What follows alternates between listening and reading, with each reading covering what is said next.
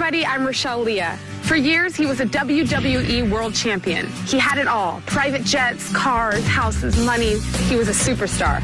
After a while, the unreal or non-real world of the WWE closed in on this country boy, and he couldn't breathe. He decided to leave the WWE and return to his roots. He moved back here to Minnesota, where he was an NCAA National Wrestling Champion. He now lives as far removed from the spotlight as one can be, with his focus on becoming the next UFC heavyweight champion. Let's go meet him.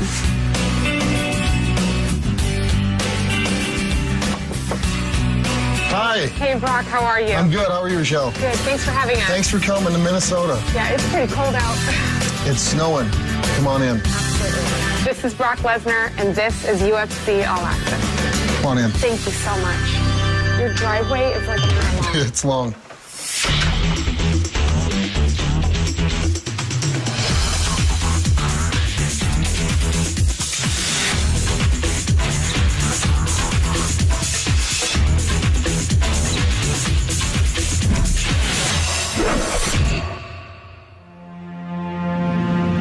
You wouldn't expect a former WWE wrestling superstar to call the isolated countryside of Minnesota home.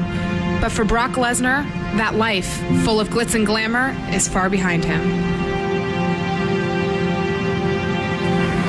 So why leave WWE? That's the famous question, huh? I was just, I was ready to make a change. For me, it was time for me to get out and exit. You know, I left WWE for a number of different reasons. I'm a country boy. I like doing things for real, and so that's why I made that move. I'm doing what I love to do, fighting in the UFC. Why Minnesota? Why here? I wrestled for the University of Minnesota, and I grew up in South Dakota, and I love Minnesota. It's your place. Yeah.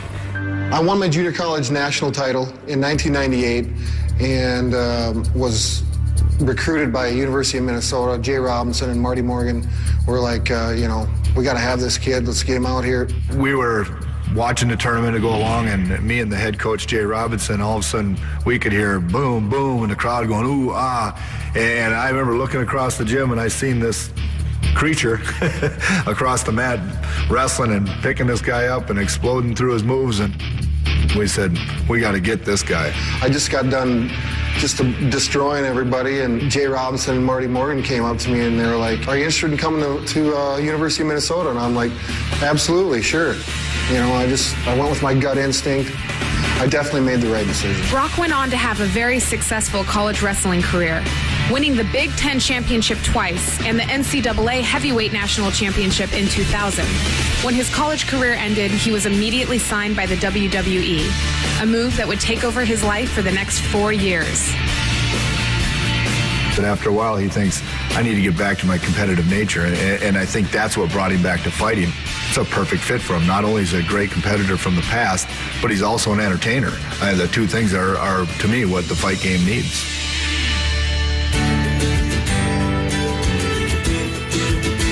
I tried the whole cul-de-sac suburb thing when I first moved. It just didn't feel like home. You know, I grew up on the farm, so I went out and found this acreage. I got 43 acres. I like to wake up in the morning and feel like I'm in the country. Brock wasn't the only one to have to adjust to such a life-changing move. His wife, Raina, who also made a name for herself as Sable in the WWE, was with him every step of the way. What about you? I mean, you came here from Florida. It had to be a little bit difficult. A very drastic change, but, you know, you adapt to wherever you are. Right. Raina, you know, she's from Florida, and the first time I ever brought her to my house, she fell in love with it. She thought this was just the greatest thing. Sometimes we forget the mail when we come home in the car or something, and we just go down and pick the mail up in the four-wheeler. I understand you guys do not have a computer, no internet access. You don't have a cell phone. How do you do that? Well, we just wanted to simplify some things, and we're sharing a cell phone. I'm not exactly without a cell phone. We've decided that we no longer need to have the internet. It's a huge waste of time for us. We spent way too much time on it doing unnecessary things, and what we've actually done with our life now is try to simplify it a little bit. It makes it a lot easier. We thought about getting rid of the TV, but I gotta watch my hunting shows. Oh my gosh. Now I understand you built built your own gym on your property? Well, yeah, I built my own gym. I designed it and made it how I wanted it. I built this building. I wanted a gym. I wanted to be able to wrestle. I've got a full-size wrestling mat in there. I've got heavy bags. Just the meat and potatoes. I love my gym. I would love to stay out here in this beautiful weather and chat with you guys, but I have to go work out. Okay. All right, we'll see you later. Absolutely. Thanks. We'll go in the warm. Yeah, go warm up. Don't you go anywhere. We'll be right back with more UFC All Access. When UFC All Access returns, we'll join Brock inside the API Training Center as he prepares for a crazy workout that'll make you sweat just watching it. Welcome back to UFC All Access. We're here at the API Training Center. Now, if you remember, this is where Sean Shirk did that crazy caveman training. Right now, Brock's getting ready to do the same thing, but even sicker. Today we have five-minute rounds focusing on muscular endurance, cardiovascular endurance. Well, I didn't know what the workout was going to be. I knew that we were going 5 rounds. The first round is a pushing muscular endurance round. Each station is done for 1 minute, as many repetitions as it can for a minute. First station is Spider-Man push-ups. Your feet are going to be on the dummy. Out front, as you go down towards the ground, the knee's going to come up towards the elbow. Ready? Good. Second station is plyometric push-ups. That's a hard, explosive, simulating a quick reaction with your hands, and if you go back down to the center, it simulates you pushing away somebody. Third one is mounted punches.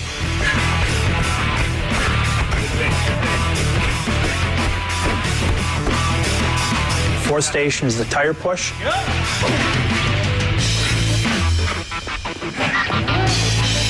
And the fifth station is the hand switch.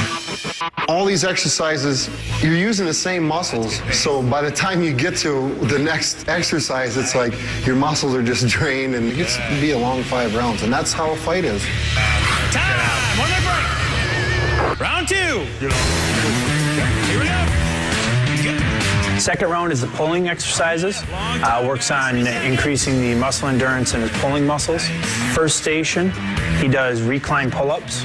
Time! Next station. Second station is a body weight pull-up with a climbing rope. Nice. And that's 270 plus pounds that he's pulling up off the ground, and his feet are elevated, so his body's actually declined, and he pulls it all the way up past parallel up to an incline position. Third station, he's back to the tire, doing more pushes, and he's pulling it towards him. Drive. Keep that stance wide. Good. Drive it away. Fourth station is a jump pull-up station. The jumping pull-ups, by that point, I kind of hit a wall, and I was coming around the bend there.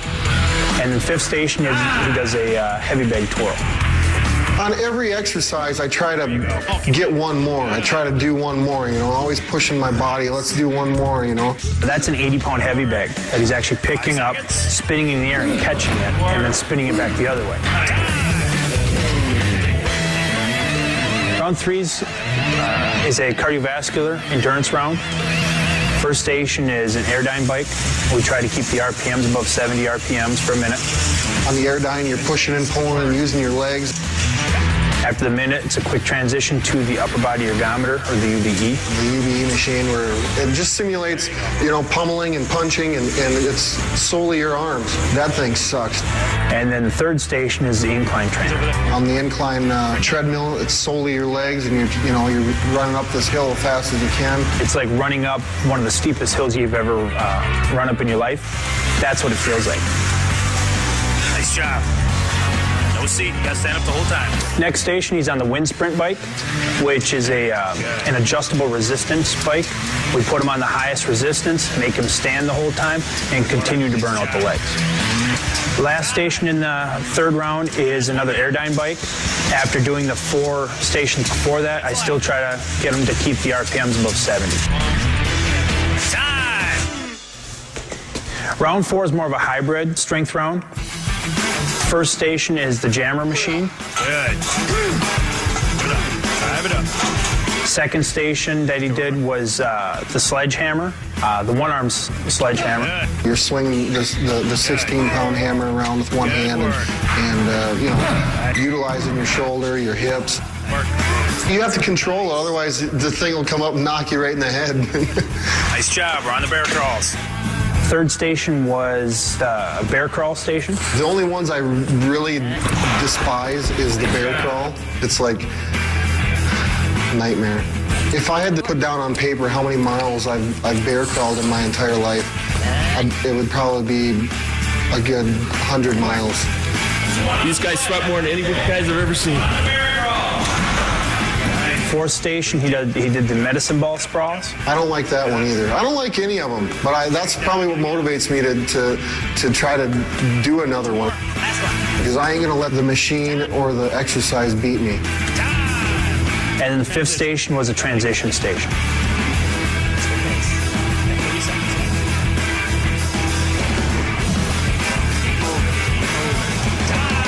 Fifth round is the most intense round.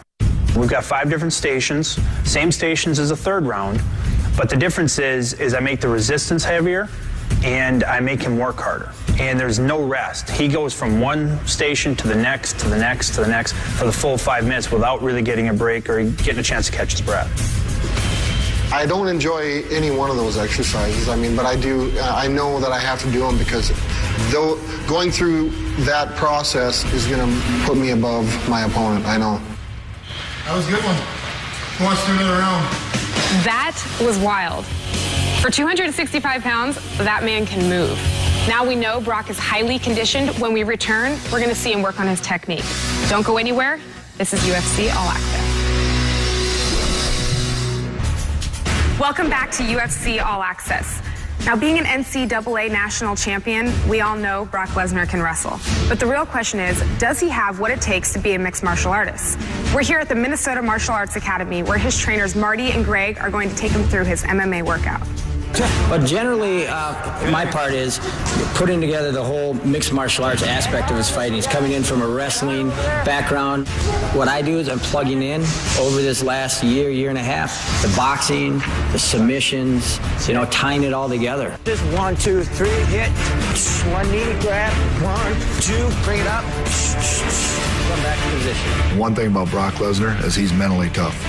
When we put him through training, when we put him through the physical workouts, the 2- and 3-day workouts, you don't ever see him wince. You don't ever see him come up and say, I've had enough, I'm done. So what are you guys going over now? We're kind of finishing out the workout for today. We're going to finish off with leg kicks, working his leg kick drills, and finally ending with the ground and pound on the bag.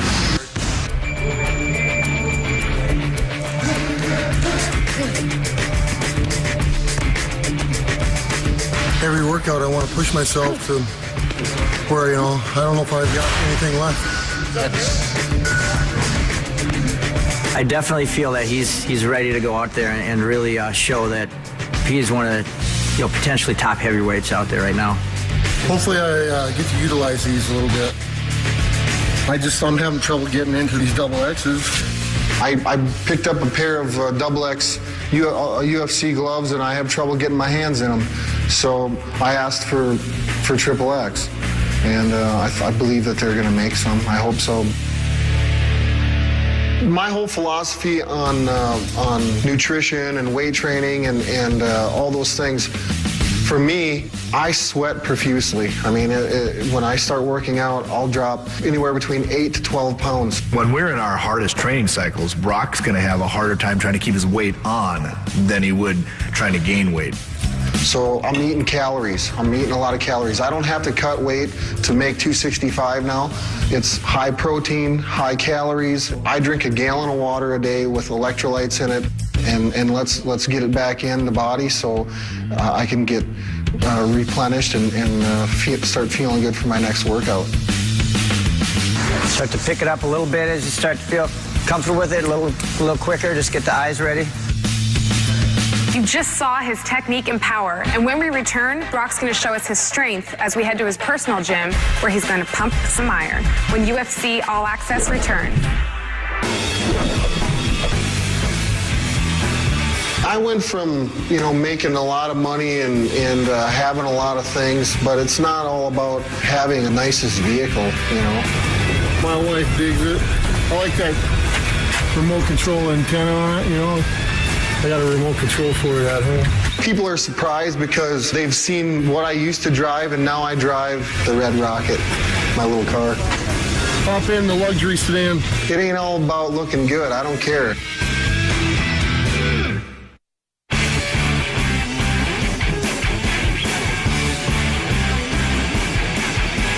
We warmed up and we just grappled. We got 5 one-minute goes of grappling. And then we finished up with some pummeling, some live goes on our feet. The whole idea of it is get in, get your work done, get out of the gym. I'm not going to get in any better shape right now. Wham, bam.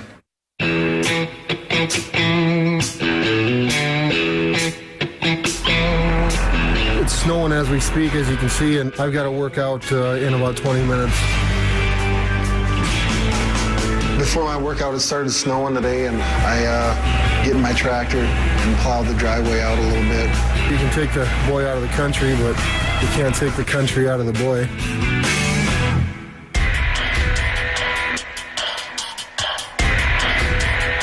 Tonight's workout, get a blow in on the elliptical, get warmed up, get a sweat going.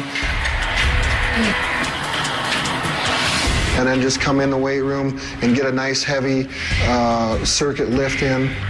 It's a feel-good lift, but yet at the same time, I want to get something out of it too. Even though Brock weighs 265 pounds, he's got the strength of a man that weighs 400 pounds. That lift there is just, for me, it's more of a mental lift. This is what I've been doing my whole life, is working out and training, so. That's a wrap for the week.